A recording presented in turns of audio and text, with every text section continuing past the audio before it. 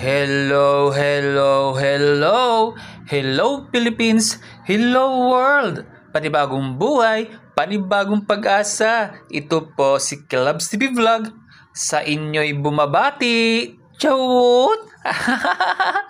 Another day, another vlog na naman tayo. Diyos ko po, Rudy!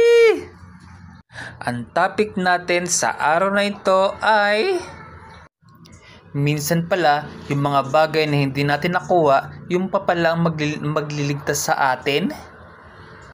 Hayaan mong mabingi sila sa katahimikan at pagkawala mo. Kasi, the best response is to this. Disrespect is disappearance.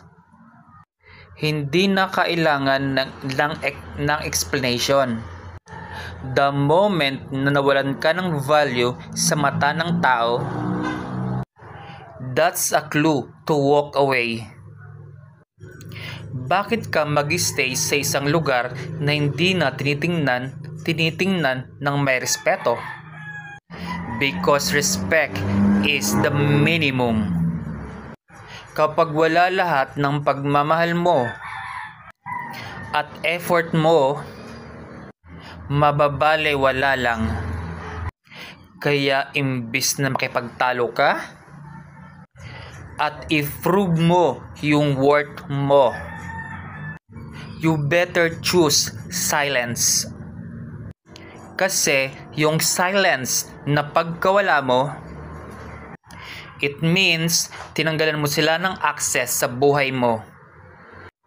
Hindi ka laruan na pwede ka lang kunin at itapon kung kailan nila gusto.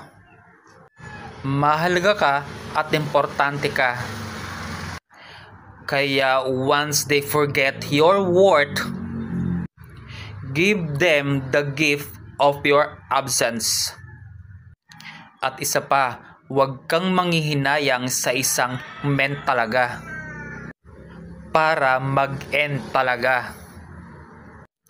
Minsan pala, yung mga bagay na hindi natin nakuha, sila pala mismo yung magliligtas sa atin. Yung akala mo sayang, yun pala ang dahilan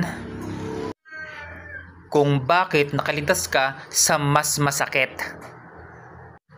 mas mabigat at mas nakakalunod na katotohanan. Maybe some rejection are really protections in disguise.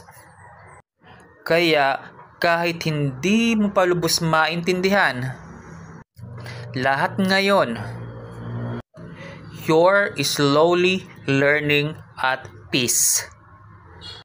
Kuha nyo po? Very good! Today is Saturday. Maaga po tayong sumamba ngayon. Ang pamunuan at miyembro ng Iglesia ni Cristo ay dadalo sa Transparency for a Better Democracy. Ibang-iba ang rally na ito, kaya dapat tularan. Malinis, maayos, ngunit ang nakakalungkot sapagkat hindi lang nila pinakikinggan ang panawagan na ito. Kung susuriin, walang bias sa mga raling ito. Bakit? Sapagkat nais lamang ng rally na ito na gawing mapayapa at magkabati-bati at gawin ang trabaho ng may pagkakaisa. Ngunit dahil sa hindi nila pinakinggan at ang totoo, mas inuuna pa nila ang pansariling kagustuhan. Kaya nagkandaletse-letse na ang pamahalaan ngayon. May nagbubulag-bulagan at nagbingi-bingihan para sa sariling kapakanan. Diyos ko po, Rudy!